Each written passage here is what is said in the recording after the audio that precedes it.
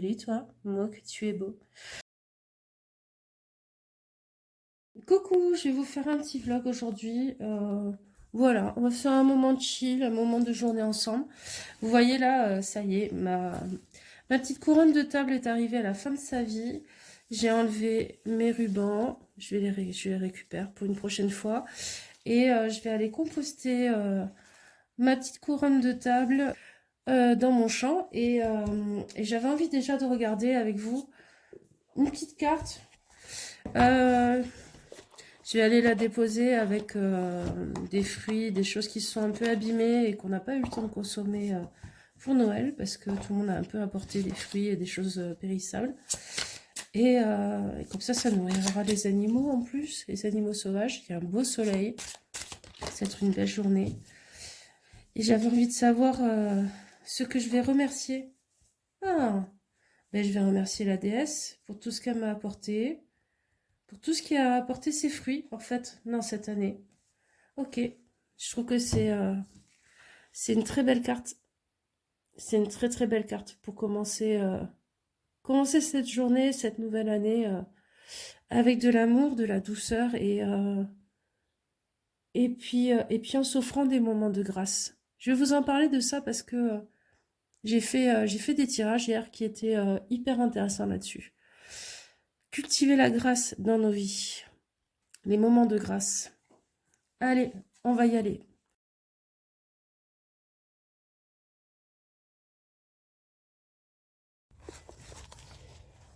Alors, vous voyez la carte dont je voulais vous parler, avec laquelle j'ai fait un tirage. C'est une carte issue de cet oracle. Et franchement, au plus je l'utilise, au plus je l'aime, cet oracle. Et je pense vraiment que j'ai fait l'erreur pendant longtemps de ne pas lire son livret, alors que c'est une petite merveille. Et donc la carte que j'ai tirée dont je voulais vous parler, c'est celle-ci. C'est faites preuve de grâce. Euh, Faites seulement les choix que votre cœur pourra supporter, même les mauvaises décisions. Nous recevons la grâce après l'avoir montrée aux autres. Et donc, je vais vous parler un peu de cette carte, comment elle a résonné dans mon tirage. En premier lieu, déjà, cette carte dans l'oracle, elle parle de se gracier soi-même. Euh, de se pardonner à soi-même, en fait. Hein, de se gracier soi-même et d'accepter que nos mauvais choix sont nos choix, qui reflètent des parts de nous, et qu'on on peut pas se détester soi-même, quoi. Ça peut pas fonctionner. Et au-delà de ça, dans le tirage, ça m'a parlé aussi d'un autre sens de la grâce. J'aimerais bien vous trouver les cartes qui allaient avec. Et avec cette carte, en fait, j'ai tiré des cartes de ce tarot-là, le Man Eyes. Euh, et pareil, c'est un jeu, au plus j'utilise, au plus je me dis, waouh, il est vachement plus profond que ce que je pensais. Il y avait le 9 de bâton et il y avait la justice. Ce que toutes ces cartes me disaient en fait ensemble, c'est que finalement, le plus important dans la vie, c'est peut-être les moments de grâce, en plus de se gracier. Et ça va de pair parce que si on se gracie pas, je fais du bruit en même temps. Je suis désolée. Si on se gracie pas, on peut pas s'accorder ces moments de grâce. Et ces moments de grâce, en fait, ben, c'est peut-être ce qui est le plus précieux dans la vie. Vous savez, quand on a passé un super moment avec quelqu'un, euh, ou qu'on vient de faire quelque chose, et puis d'un coup on sent cette expansion en soi, ce souffle, cette complicité avec l'autre, avec soi, dans la vie. Et, et je pense que c'est ça qu'il faut cultiver dans nos vies, plutôt plutôt que le remplissage, plutôt que l'hyper-efficacité, plutôt que le fait de courir tout le temps dans tous les sens. Enfin voilà.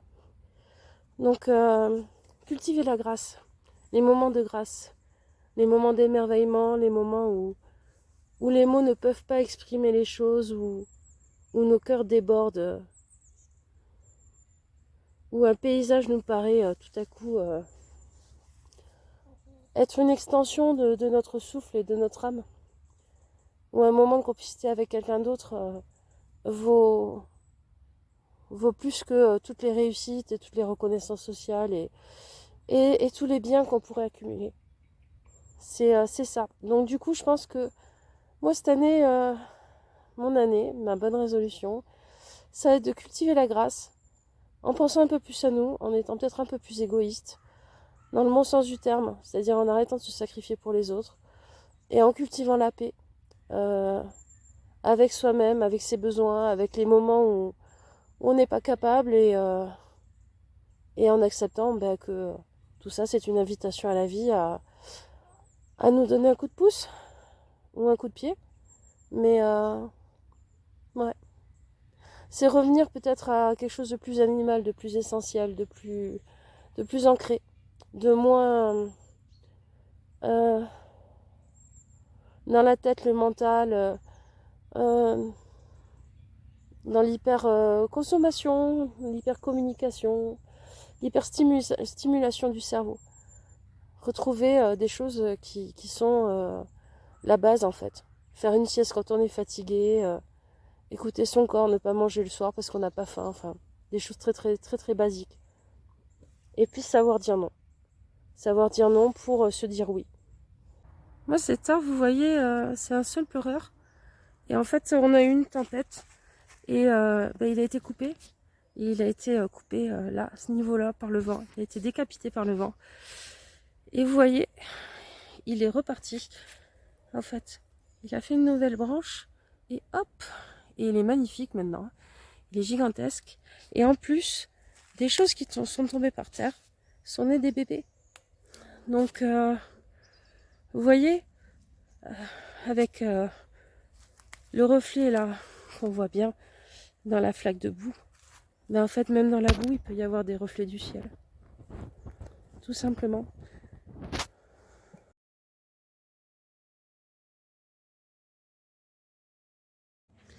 Je me suis rendu compte, pour continuer cette idée justement de la grâce, je crois que ce tirage m'a aidé à identifier le point le plus important à pas à cultiver parce que finalement on provoque jamais ces moments de grâce, mais on met tout en place pour que ça puisse se produire. Et je crois que c'est ces moments de grâce qui sont les plus importants. C'est ces moments où la vie a du sens au-delà de ce que l'on est, au-delà de ce que l'on réussit ou pas, au-delà de ce qu'on possède. Et ça va être un objectif de vie pour cette année de favoriser des espaces où puisse naître la grâce. Et je pense que dans notre société qui est dans l'hyperphagie, l'hyperboulimie, on est tout le temps en train de consommer. Consommer du temps, consommer des loisirs, consommer par l'achat, consommer les relations. Je ne critique pas le fait de consommer en soi. Hein. Ce que je critique, c'est, enfin en tout cas moi, dans ma vie, c'est un retour sur mon expérience. C'est une course en avant finalement, une course en avant qui a pas vraiment, qui a pas beaucoup de sens quand on se rend compte que bah, la chose que l'on recherche, elle n'est pas au bout de la course. Elle est pendant la course quand on se permet justement des pauses, quand on se permet l'ouverture d'espace-temps qui sont comme autant de petites jardinières où peuvent fleurir des jolies choses. Et donc, du coup, moi, cette année, j'ai décidé de plus m'acheter autant de jeux et tout ça, et de me concentrer sur quelques jeux peut-être qui me feront vibrer et qui seront des jeux de créateurs ou pas. D'ailleurs, ça peut être des jeux de mass market aussi. Mais peut-être que je m'achèterai 5 jeux de créateurs dans l'année et au lieu des 2, 3, 4 jeux de mass market par mois, ce qui n'a aucun sens. Comme disait Aurine sur les chouettes cartes d'Aurine, finalement,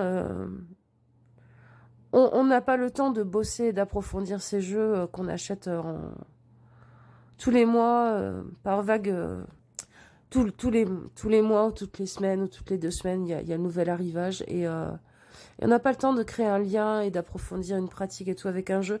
Et puis sa réflexion rejoint une réflexion que j'avais eue moi il y a, il y a, il y a quelques semaines. Je suis désolée pour ma voix. Hein. J'ai une bronchite, c'est horrible. Euh, et cette réflexion, c'était que finalement, Pour la plupart, on a commencé avec un ou deux jeux et on se débrouillait extrêmement bien. Et ce sont des jeux avec lesquels on a une complicité, dont on a une connaissance, qui font que c'est peut-être vers ces jeux-là qu'on va se tourner quand on voudra vraiment savoir.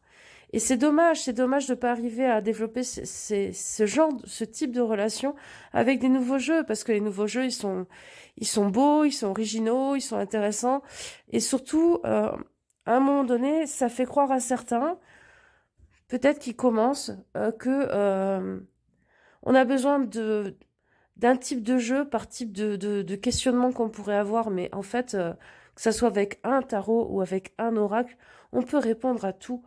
Et, euh, et je trouve que c'est pas aidant pour les gens qui commencent. C'est vraiment donner une fausse image. Euh, et puis c'est pas le rapport avec mes cartes que moi j'ai envie d'avoir non plus. Je vous fais des bisous, les amis. Peut-être que la prochaine vidéo sera un vlog. Peut-être que la prochaine vidéo sera un tirage. Euh, on en parle dans les commentaires. Je vous fais des bisous. Ciao, ciao.